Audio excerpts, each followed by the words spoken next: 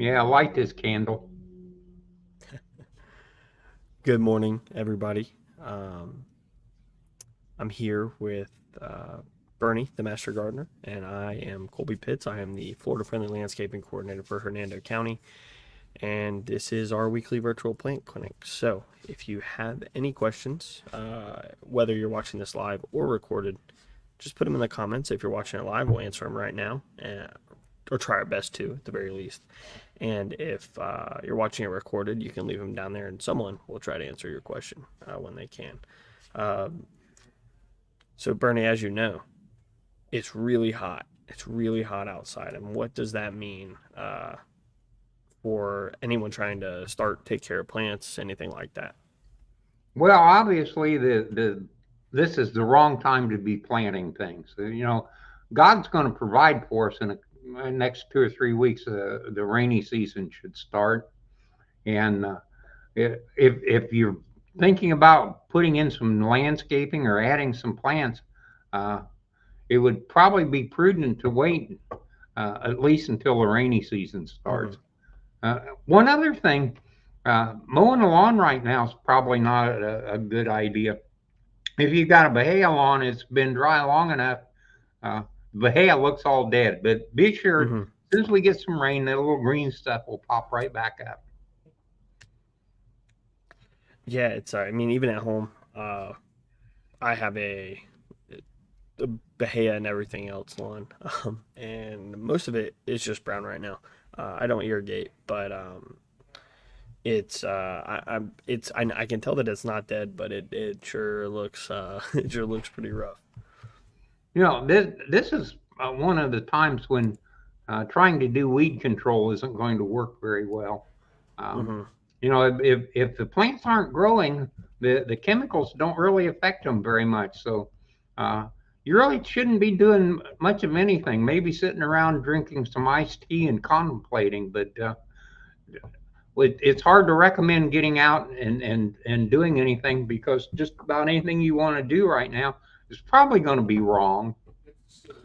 Yeah, and really, if you're trying to spray some selective herbicide right now on your grass, you're probably going to kill what you're trying to kill, but you're going to kill everything else too. So unless you want to go scorched earth on your whole lawn, I wouldn't. I'd avoid any herbicides if you can help it.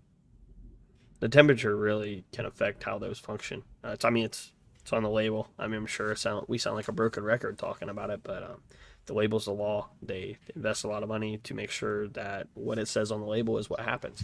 So be sure to refer to any herbicide, and that goes for fertilizer, any type of chemical, even if it's not in your lawn or garden. Just refer to the label, follow what it says. The people growing tomatoes right now, if you're growing cherry tomatoes, plum tomatoes, you're probably still getting some fruit. But if you're growing big tomatoes, uh, we've reached that nighttime temperature of more than 75 degrees, and the big tomatoes have ceased production.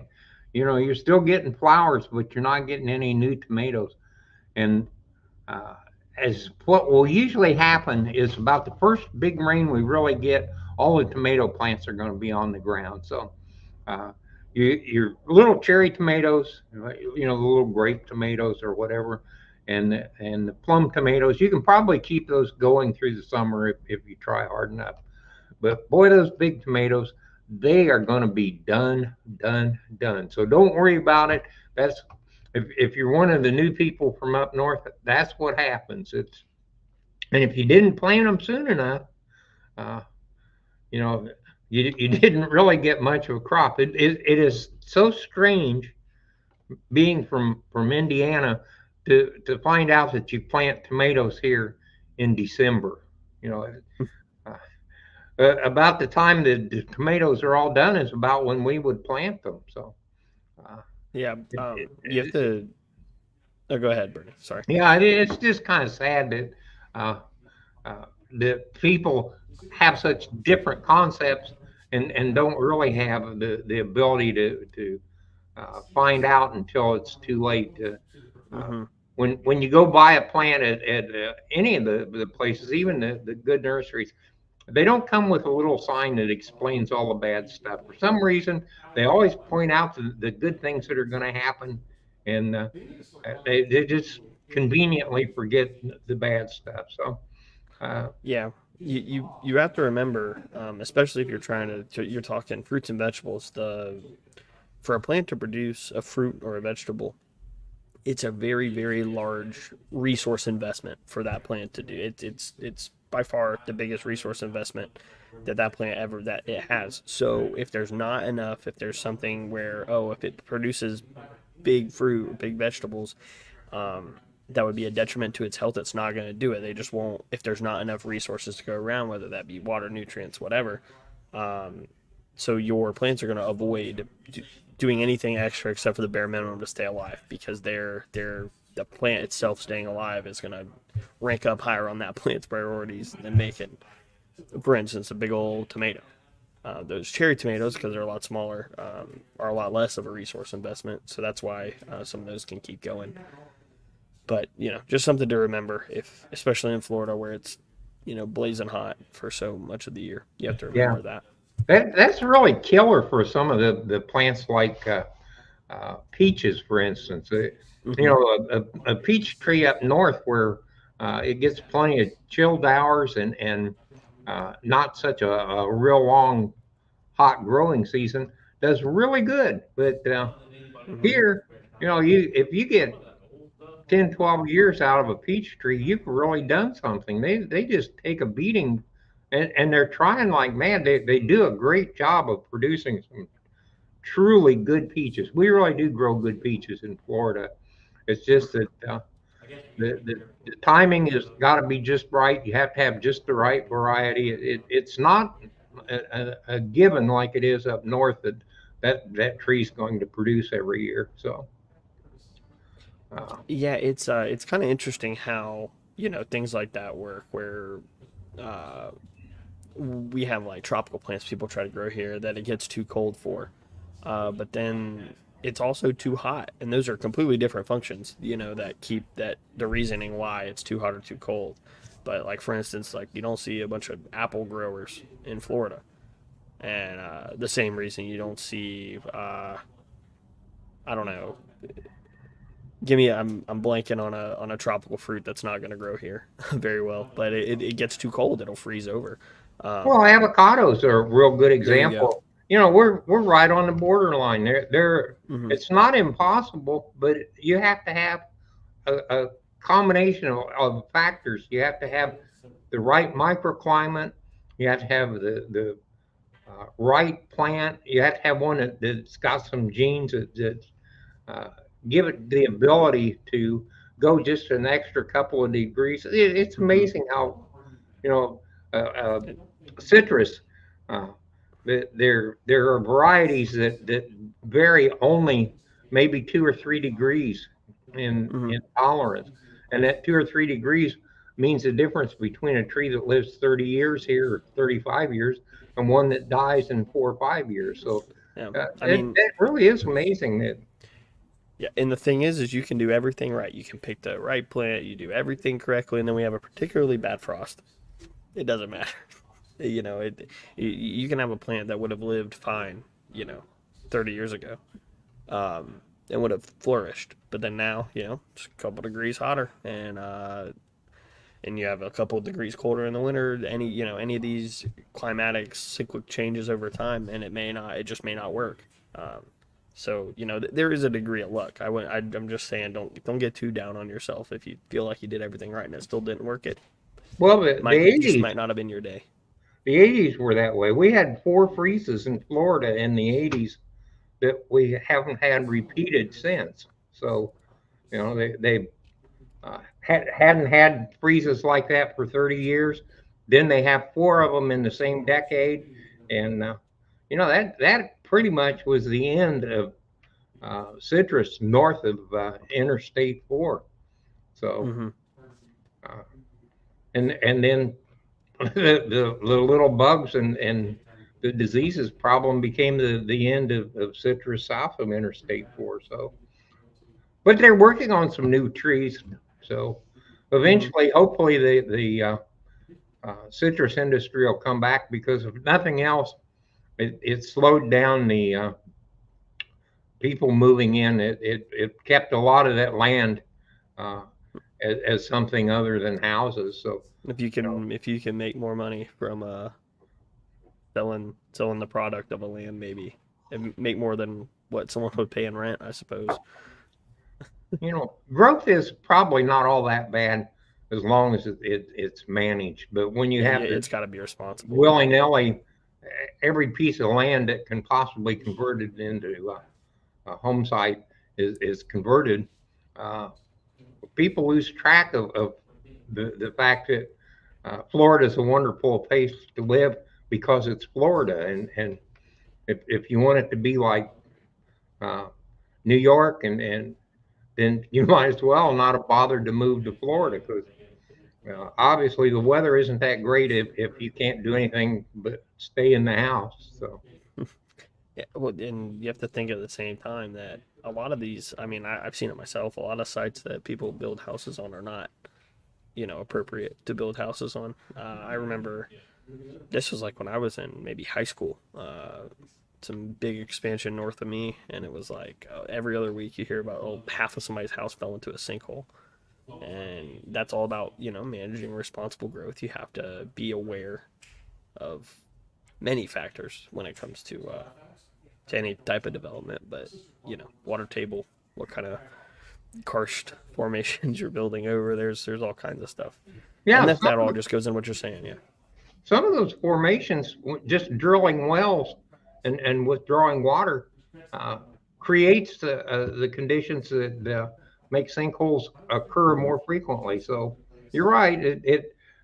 But the thing about it is, if you have any soul for the outdoors, uh, you need areas where the animals can exist, and uh, places where you can go and there's some isolation. If you can't go any place anywhere that there isn't the sound of a semi in the background, you've lost something that is never recoverable. I mean, Yeah. even people in Japan have come to learn that they have a few places that nobody touches as far as building. And we've still got the Everglades, and I think the Everglades is going to end up being a really remarkable resource because at this point we've got the desire to maintain it. So Hmm. as long as that happens, I think we're going to have at least some place left in Florida. Yeah, you mentioned Japan. A big thing with like Japan is the reason that they're much smaller, like in size than the United States. Obviously, when we're talking about land size, they just their population centers are very dense. It's incredible density compared to here. So they have a higher ratio of people that live um, in those really dense population areas, which lets them have more protected land, more natural land, like relative to everything else than we have here. Even though we have a lot, and it's just one of those things. Luckily, a lot. We do have a lot of protected land here. Something else that's super important. You mentioned, if you have a heart for the outdoors, making sure there's these isolated areas. You also have to make sure that there are corridors, animals able to travel between those isolated areas. One of the issues with the panther population here is they've been um, their gene pool has gotten so small and not healthy because they'll get isolated. They can't travel between, so you have no gene flow. You have a lot of inbreeding, and they end up not being very healthy, which is a huge reason why their populations have declined over time. Yeah, when we first moved to Florida, the panther situation was really bad. They were down to less than 50 animals, Hmm. and the gene pool had disappeared, and they wanted to bring in some mountain lions from somewhere else and Hmm. interbreed them, and they were having trouble getting permission uh, from the feds to do it. That Hmm. if you did that, you would lose the designation of a unique subspecies. Uh, Hmm. so and somehow mysteriously, all these things started reproducing from some other animals that showed up, and I Mm-hmm. think that it was permitted after the fact. But it Mm-hmm. turned out that the things that uh, were special designations of the Florida panther were in fact birth defects. And once those problems were solved, Mm-hmm. the original thing to determine it was a Florida panther was it had a little patch of hair that pointed in grew in the wrong direction, and they had a Mm-hmm. kink in the tail, and both of those turned out to be birth defects. So uh, Mm-hmm. now Yeah. it takes a DNA analysis to be sure which subspecies you've got. So I mean, I, but I it thought is that was very interesting too. it's super interesting, and it is. I think I haven't looked at it recently, but I do know that they are, slowly. That situation is getting a little bit better, and that's a lot. A lot of times, like I know that there's. Oh, I'm trying to think. There's a state program like the Green Corridor or something. I'm blanking on the details of it, but it's kind of like a wildlife corridor basically for not just panthers, but a lot of those species to be able to move around between natural areas. Something that I like to bring up, if I'm ever doing a class and we're talking about FFL Principle 5, which is attracting wildlife, is you can kind of do that on a micro scale in your neighborhood. A lot of times, if you and your neighbors all kind of agree, like, hey, we can um, have an area that serves as almost a miniature wildlife corridor, and that'll attract a lot if you're someone who likes to see animals in your backyard.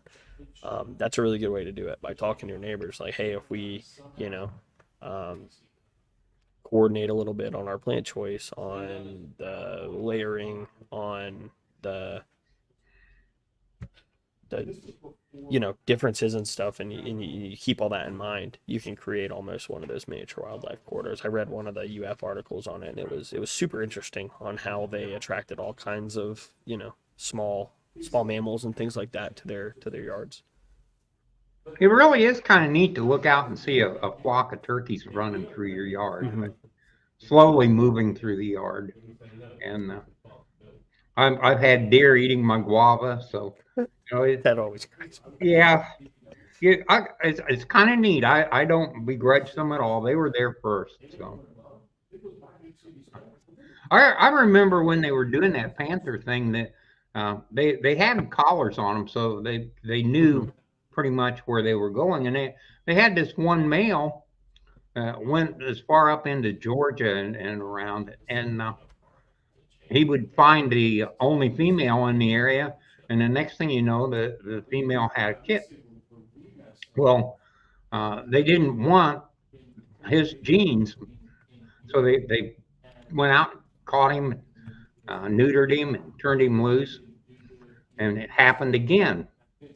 Ended up they neutered him 3 times before they got it successful. So uh, he was a very happy daddy and had little kittens everywhere. So uh, left to I'm their own, they do a pretty good job. If it wasn't for cars running over them, the mm-hmm. population would be doing pretty decent. Well, I remember reading that there was a time where it got really bad because the female panthers, they have evolved to like select mates based on preferable genes, right? And the gene pool for the male panthers was so weak that they just wouldn't mate. So you had a lot of like breeding in captivity and things like that that was going on to try to um, get more panthers out there. There's not a whole lot of apex predators in the United States that still exist in the way that they did naturally. And if you don't think panthers are cool or like wolves are cool, I don't know what to tell you. It's Yeah, one of we those we things that need I some think. plant questions.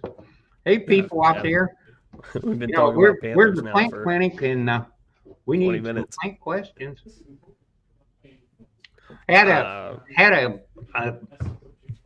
picture sent in today, a flower pot, uh, and it had mushrooms in it. And fellow wanted to know if the mushrooms would damage his plant. Well, they won't, as long as the mushrooms aren't coming out of the stem of your plant.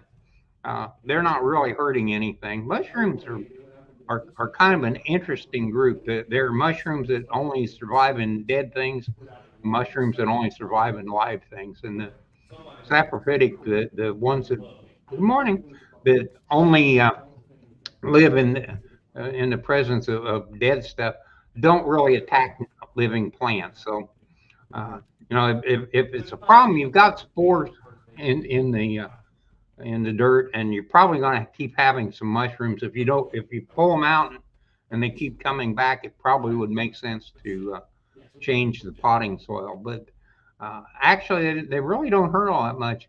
And it's amazing how many mushrooms we have in Florida. There's a couple hundred varieties that are reasonably common, and most of which only makes you sick. They don't kill you, but finding that out, uh, unless you're an expert in such things, is really the wrong way to go. I had a professor one time that did a mushroom walk, and we came upon some mushrooms, and he said everybody said these are poison. He said, but they aren't really. He said I was only sick for 3 days, and I thought, you gotta be a complete idiot to go out and eat the mushrooms just to find out. So, Oof. I don't know. Real. Don't eat mushrooms. Don't eat mushrooms you no, find anywhere. Just don't do that. It's terrible. We do have a request for some information here. Anne says tomatoes. People keep telling me about Epsom salts. Please explain to folks about tomatoes and growing them. I need to hear this again. well, tomatoes are one of those things that um, you got to plant them early, uh, fertilize it, and Epsom salt is something that provides magnesium. So when you say the plants need some magnesium, everybody knows that Epsom salts has got magnesium, and it's kind of an old wives' tale that you use Epsom salts. It doesn't really hurt anything, but it is not normally as beneficial as people expect it to be. So it's kind of like using coffee grounds. Coffee grounds, for the most part, uh, don't really help one way or the other, but psychologically, they're important. The people that believe in them put them down. The plants thrive. They're happy, and it has nothing to do with the coffee grounds. But they go out and they pass that on. So Epsom salts seldom is truly an important thing in the plant. A 666 or 10-10-10 fertilizer, which is probably the cheapest stuff you can buy at the store, uh, is normally more than satisfactory. It has all the things you need. Uh, and tomatoes have a very brief time that they produce. Uh, the assumption is that June 1st, tomatoes will be done. Uh, you might get more, you might get a little less, but basically, sometime around the 1st of June, the tomatoes are going to quit. So if you have a tomato that takes 100 days uh, to produce, you have to back up 100 days and say, if I planted it then, about the time it started to produce, I would be dead. So I need to go back further than the 100 days. So you end up, you're starting the tomatoes about in Christmas, planning on getting your crop in starting in April and running through May. So, which is about the time you would plant tomatoes if you came from up north. The bigger the tomato is, the earlier you have to start it. The problem we have is that the June cutoff on large tomatoes is pretty much a solid thing, and that the heirloom tomatoes take longer to produce. So our season is a little too short to actually do the big heirloom tomatoes. You'd have to start them inside, and it could be done, but it becomes a case of whether it's worth it or not. If you're doing it out of a labor of love, I'd say try it. If you're doing it because you want tomatoes, don't bother.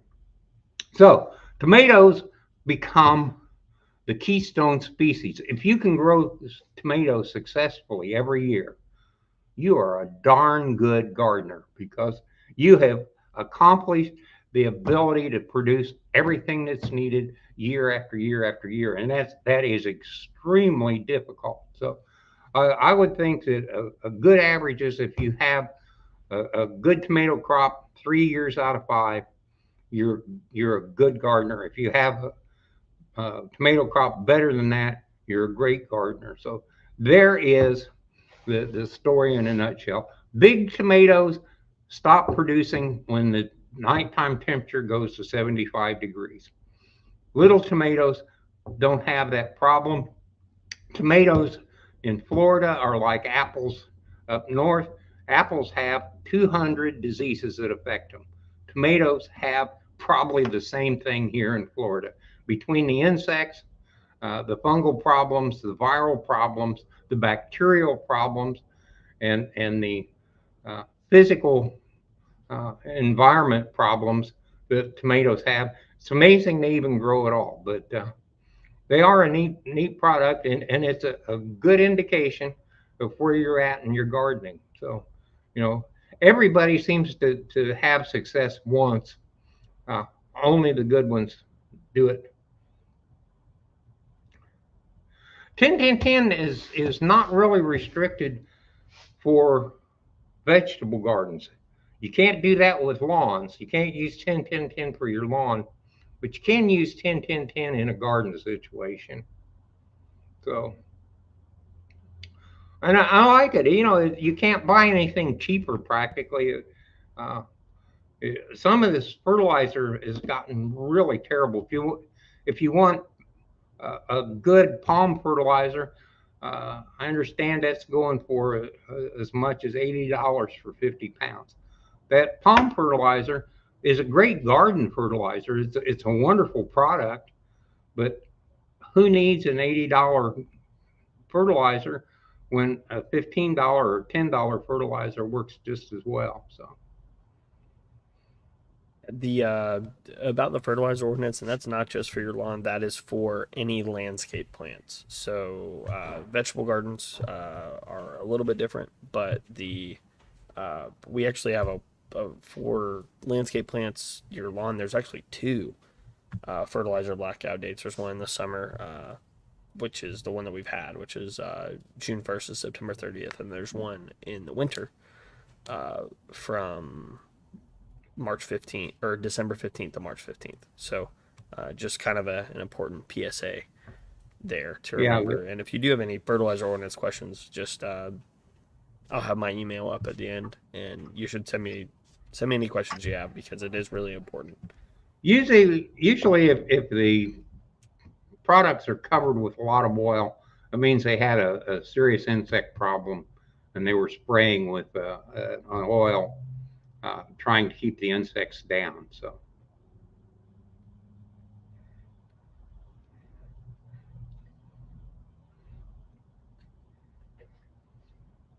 Pam asks, would you entertain a citrus question? Had one this morning, and it was citrus greening. So I love citrus. It's my favorite thing. I'll tell you about citrus after we. What is the citrus question?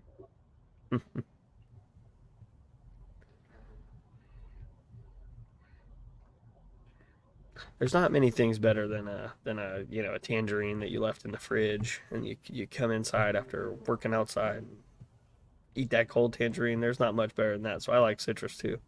Yeah, the neat thing about citrus is when you're doing this job, there's two things you have to remember. One, citrus problems, they're by the time you know you've got them, it's too late to do anything about them.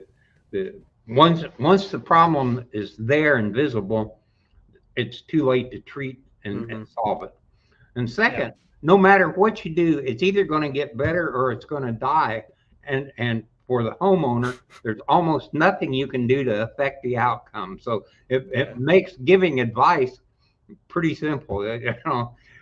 You can't be wrong. Now, Yeah. that's not really true with the commercial people. Commercial guys Yeah. have spray setups and the ability to get the chemicals that a homeowner can't get. But Hmm. in a homeowner situation, you can do things to make it look nicer, but you really don't are not in control of what's happening. Unless If, you want to go spend a bunch of money and get a really learn if you want, maybe get an applicator license. yeah, Uh, if you want beautiful fruit, if you want the fruit to be pretty, you have to start uh, very early with a spray program mhm. and really work at it. And if you just want the fruit to eat, uh, very few of the things that affect the trees that look hideous actually affect the fruit quality. So, and Yeah. it's kind of an interesting situation. If you're growing beautiful fruit, you treat it totally different from if you're growing juice Hmm. fruit, for instance. Yeah. Cindy is correct. There are different ones for everywhere. I was speaking in relation to Hernando County. Maybe if Teresa's still here, she can get the link to it. The FFL website has a interactive app that will tell you the fertilizer ordinances for your area, but be cautioned that the Hernando County one is not correct. I actually just tried to get that fixed this morning. I sent my connection up at the university our updated revised ordinance, but it has your county and municipality ordinances for the whole state. But moving on to Pam's citrus question, she says, I have 3 citrus trees. The leaves are distorted and have some black on them. That's really common, and that's insects. The the distortion is from insects, and the black is because the insects are producing a product called sooty mold. The juices go in one end of the insect, and they come out the other end of the insect as a sugary solution. The sugary solution falls down on the leaves below, and a mold grows called sooty mold.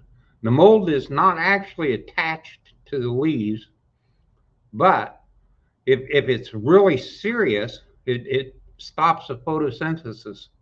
The underside of the leaves above where the black is where the insects are. Um, it's really hot now, so it's kind of hard. If it's a small tree, probably a horticultural soapy water solution uh, would work very well. Normally, you start a little earlier and you use a neem oil. Um, Spraying the trees if they're very big becomes a problem. If they're little trees, uh, it makes sense to maybe do something about it. If it's a big tree, unless more than say 10% of the thing is turning black, it's probably not worth the effort to try and do anything about it. That black will rub off or wash off, uh, and the insects are underneath the leaf, so probably aphids. But uh, there again, you can go out and start turning the leaves over, and you'll see things. Another insect that's super common in citrus is called a leaf miner, and they put little spirals in the leaf. Um, there's also an insect called a psyllid, and the psyllid comes out and bites the leaf, and it causes a little distortion point in the leaf. The problem with psyllids is that they carry citrus greening, and that's how the tree gets infected with citrus greening. Once it gets it, the leaves start having a lighter green effect. You look at the leaves, and the leaves, it's called mottling. The normal problem in a citrus, if you have um, nutritional deficiency, when you look at the mid vein of the leaf, the problems will be symmetrical. If it's yellow on one side of the mid vein, it's yellow on the opposite side of the mid vein, right at the same point. In early stages of citrus greening, you'll have a light spot on one side of the leaf, and you'll have another light spot on the other side of the leaf, but they don't correspond at all. So if the problems on the leaf are symmetrical, it's nutritional. If it's mottled, it's probably citrus greening.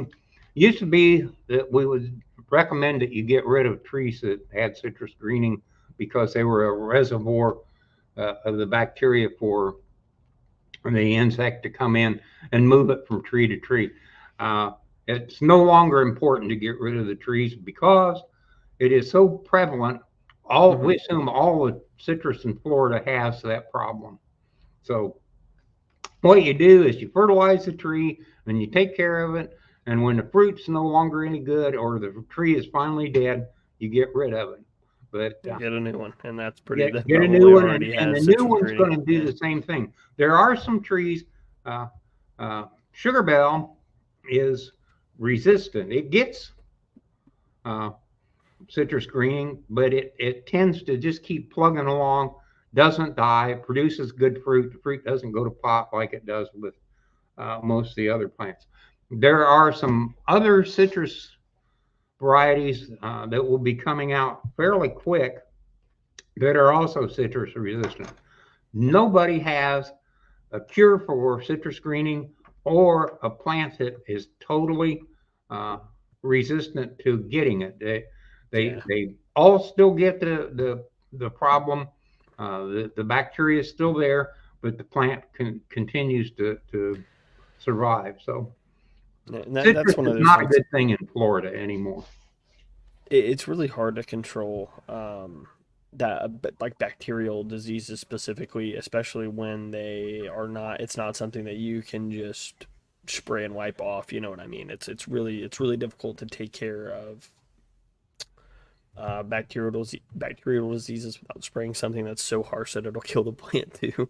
So you're just looking for resistance there, and then I'm sure that there is ungodly amounts of money spent on trying to find excuse me,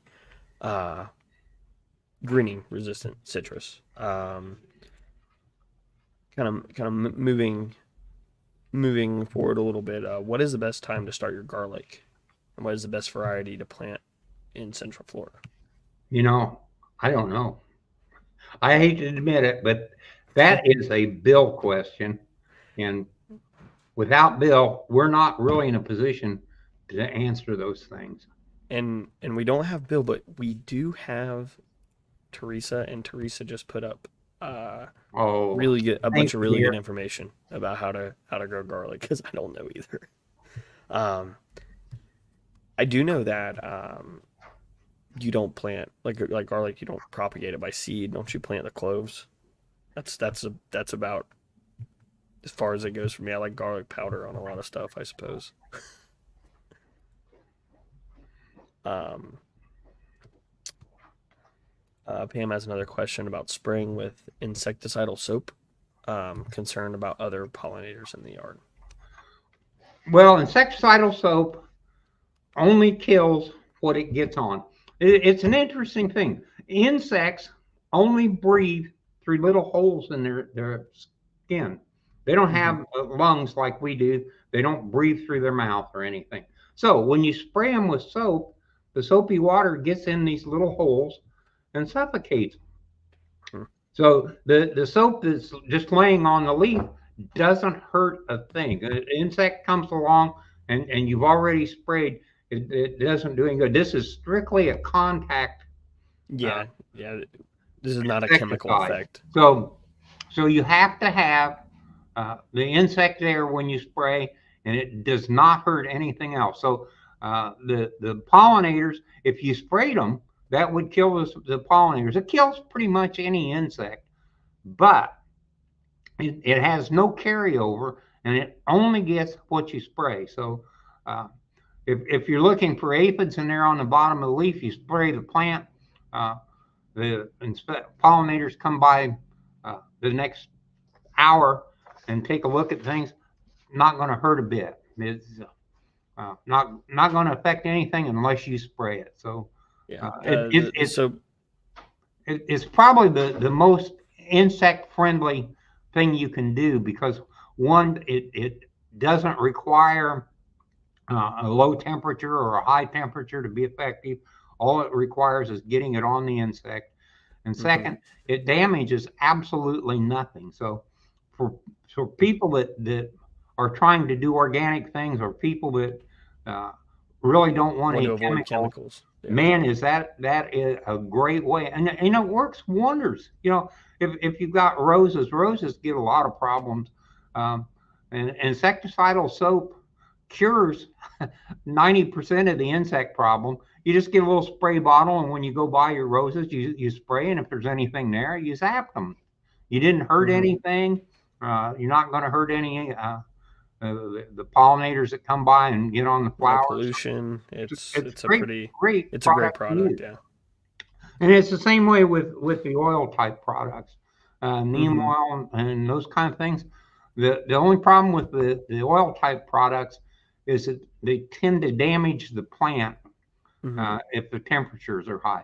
A lot of times people don't realize that the leaves are breathing on the plant. The leaves have little openings, little stomas that open up uh, during the day in the presence of sunlight, and they breathe and take in the carbon dioxide and make sugars in the leaves. Mm-hmm. So uh, if you have really bad weather and the leaf isn't producing anything, uh, nothing's going to get in. So if you remember that when you spray an insecticide or a herbicide, you're wanting to kill weeds. If they aren't growing, if it isn't sitting there with the leaves with the little pores open, uh, you're not going to get very good uh, Mm-hmm. use out of the insecticide. So uh, on a nice day when it's 73 degrees and the sun's shining and it just rained yesterday, man, that is the time to go out and attack the weeds. They're growing like mad. They've got the little pores open. The insecticide that you spray on them is really going to do something. Yeah. But Well, right now, insecticides aren't going to do you much good because all the plants have run out of water. And as mm-hmm. soon as they're out of water, they close those little pores so they don't lose any more water. And they sit there and spraying for weeds right now is a waste of time. If you Mm-hmm. kill anything, you probably kill the grass too. So Yeah, they use those soap compounds and the oil compounds in a lot of herbicides on the commercial scale. So the soap is used a lot of times to prevent overspray because it coagulates everything together a little bit better. And the oil, you'll do like basil oil treatment. So you're just coating. We did it a lot with like coral ardesia. We coat like the whole thing, and that pretty much just it locks the plant off from being able to do anything except for taking the herbicide you sprayed on it. They're really functional, but some of those, like I said, some of those chemicals are kind of nasty. But moving on a little further, and confirms that you plant garlic cloves, and says to make sure you let the garlic sit in the fridge for a few weeks to ensure it gets its chilling hours or it won't produce. I have some information. Our lovely Teresa has supplied me with some information. It says garlic is a Mm-hmm. member of the onion family and can be planted in Florida from late fall through early winter. So that's the planting time. Garlic doesn't produce a seed, so it's propagated by dividing the white bulbs into individual cloves. Look for soft-necked garlic varieties like artichoke or Creole that are well suited for Florida gardens. Water and fertilize your garlic on a regular basis and then harvest it when about half of the leaves have dried and bent towards the ground. Put the bulbs in a well ventilated spot with bright indirect light for a few days. When they're dry, cut off the leaves and store the bulbs in a cool, dark place until you're ready to cook with them. Man, that is so simple. I'm surprised I didn't know that, but you know, um, Pam says, thanks, sis, and used to tell my kids not to pick leaves off of plants because that was their little kitchen. It's their kitchen. It's their solar panel. It's the way they breathe. It's a whole lot of stuff. It's really leaves are super important. And what's funny is that's kind of why it's really important. Kind of connecting this to another important topic right now. Um, that's why we don't want to cut our grass so low, because blades of grass, those are leaves, and the more blade of grass that you leave, that's a bigger area for that plant to get the sunlight for photosynthesis, to breathe transpiration, and also um, they're like little solar panels. They're collecting all this energy. If you cut them off at the knees, you're not going to develop the other parts of the plant that rely on those leaves to be there. So you get a weak root system. The same thing with not wanting to cut off more than a third of the plant at a time. It's super important. Mow high. If you take anything from today, mow high. There was one of the questions that asked for a little more information on using insecticidal soap.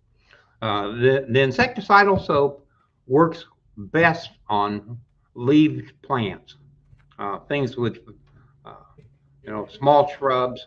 Uh, Works on tomato plants, things with reasonable sized leaves, because basically what you're going for is the sucking, chewing type insects, the aphids, some of the insects that are sucking juices out of the plant, and it works good because they're normally in one spot. You spray them, you get good coverage on them, and they stop sucking and die, and that solves the problem in the plant. They would not be a That wouldn't be a good insecticide to use for uh, lawn insects normally. Uh, you'd have a very difficult time getting good coverage on the insect. And if you don't cover all those little um, openings, you're not going to kill the insect. So, uh, potted plants, things in the house, uh, uh, landscape plants, things that have some definite size to them. Insecticidal soap takes care of most of the problems that they have. Won't take care of grasshoppers, but grasshoppers generally really aren't doing that much damage. You see them and you don't like them. They're a big insect, but they for the most part are not eating the things that you care about. Uh, if you have bees, it's not really going to do much to the bee population. I have um, podocarpus, which I really like podocarpus, one of my favorite landscaping plants.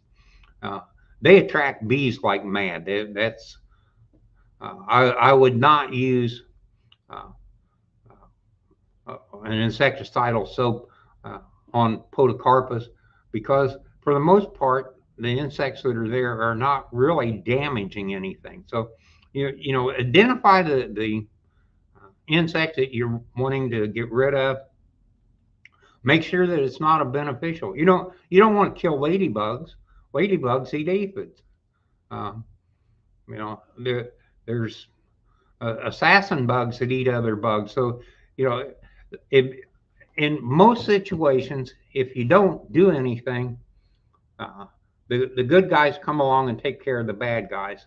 But when the bad guys really become a problem, like aphids become a problem, makes good sense to go in and uh, you always start with the easiest, simplest, least damaging chemical. You know, you can use seven, and seven will work. You can use malathion. Malathion does a great job, but that's a sledgehammer to an aphid. So, do you really need to start at the very top, or uh, can we go in and take them out, and it does no damage to the rest of the population in your property? Uh, Whereas if you neonicotinoids, if you have a sago palm and you've got scale on your sago, the only way to get rid of that, really, and do a good job, is with a neonicotinoid drench.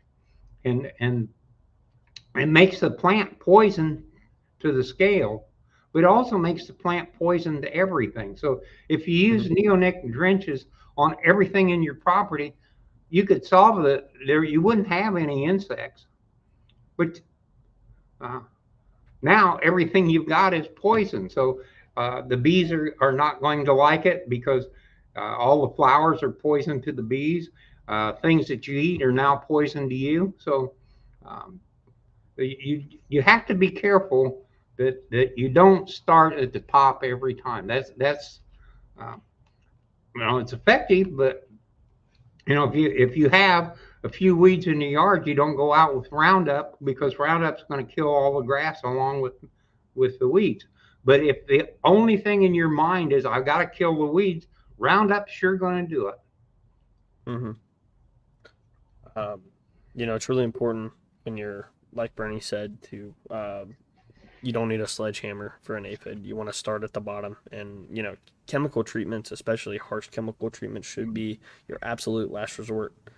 Um, and that's not saying that we're against chemical use. We just want you to exhaust all other options because there's almost always some unintended effects, especially when those chemicals get a little harsh, a little on the more serious side. You can end up with all kinds of extra problems. Uh, so we are getting towards the end. So if there's any other questions, just please go ahead and put them in the comments. Anything you want to hear about, I'm gonna start putting up our contact information. If you have any really difficult questions, there's the email for you. Email Dr. Bill, and he'll be able to answer anything you have. Or if you have any questions for Bernie on Thursdays, you can give him a call right here. And he'll be willing to help you. Please visit the Master Gardener Nursery. Open. The hours changed, I believe, for the summer. Is it what is it? 8:30 to 11:30 now, or 8 to 11? Something like that. Yeah. Yeah. So they're open a little bit earlier, close a little earlier in the summer, probably because it's so hot. Any watering rules questions, FFL questions, fertilizer questions, you can go ahead and send those to me. As for upcoming FFL stuff, if you visit this link right here, we have a couple events coming up. If you live in High Point, we're having a rainbow workshop for High Point residents on the 20th.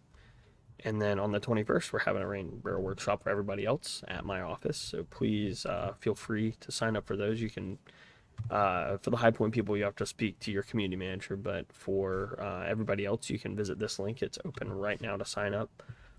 We also are having a speaker series, the first edition of which will feature myself and Dr. Lester talking about just some water conservation topics. You can find all that information at the link that I'm showing right here. Yeah, if you think that we did a good job today, make sure you let Dr. Lester know. And if you don't think we did a good job, Dr. Lester will be back, and you probably don't need to tell anybody. So keep it to yourself. Yeah. I mean, we got off on the Panther tangent early. But after that, after we locked in, I think we were good the rest of the time. I think we stayed on topic. Well, who doesn't like a panther? That's what I'm saying. Yeah. It's a good one to talk about.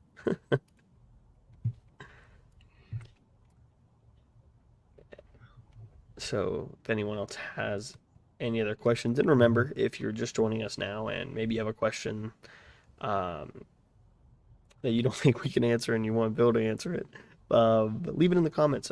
He goes back and watches the recordings and tries to answer any of the questions that don't get answered or that are left as after this is over. So, like I said, if you're watching recorded, please just go ahead and leave your question, and someone will answer you as soon as they can.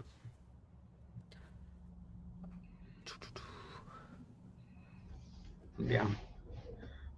And Cindy says, Thank you. Well, and I want to thank everyone who watches, especially those of you who come in every week just ready to ask us all kinds of stuff. Because if you didn't do that, we wouldn't be here. I know that, like, we know that this is a benefit to everybody, and we want it to continue to be that way. So, thanks everybody for coming in and talking to us. Thank you, Anne. Um, Well, Bernie, the you have thing that really makes this work is that we've got an audience that one understands uh, pretty much what's going on in Florida. And Florida really is a unique situation. If you're born here, you don't appreciate how much effort it takes to do things. You learned right off the bat, and you just do it, and it's great. But if you moved here, uh, it's like going to a totally different planet, and it's such a short distance for such a major change. Florida should be a desert.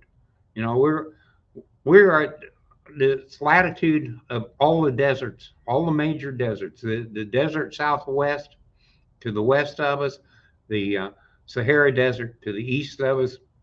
We would be a desert if we were a wider peninsula, but it just works out that because of the distance and the fact that we have two different air masses, we get some rain. If that rain disappeared for a year, we'd look like the Sahara Desert. I mean, that is what our climate is. So we have the desert climate with rain, which is a very unusual thing. So although we are zone 9, uh, California has zone 9. California's zone 9, you can grow anything, and it's happy, and it works great. But they have, and it's called a Mediterranean climate. It's the temperature, the winter extremes are not there, and the humidity extremes are not there. So we have both. We have temperature extremes. We have humidity extremes. Um, the front door of my house, it's been so dry, the door has shrunk. But as soon as it gets wet, the door sticks. So uh, you know, if you're in California, the door just keeps working back and forth. So that's the problem. The consistency is not here. Uh, the fact that the timing is totally different on everything. The soil type is totally different. Uh, the uh, the fact that there are a lot of plants that grow here that don't grow anywhere else in the country, and a lot of plants that grow everywhere else in the country don't grow here, makes it a difficult education. And the people watching this program are learning all those things. They are the people that your neighbors depend on you. Uh, it's a case of somebody in the neighborhood knows what to do, and for the most part, you guys are it. And we really enjoy the fact that we can talk, uh, not maybe at a scientific level, but at a neighbor to neighbor level with everybody, and accomplish something. If you have a question on something, we're here to answer those questions, and we really enjoy it because it gives us an opportunity to learn from you. You learn from us, and the general situation improves for everybody. So with that said, I'm going to give it back to Colby, and he can close this mess.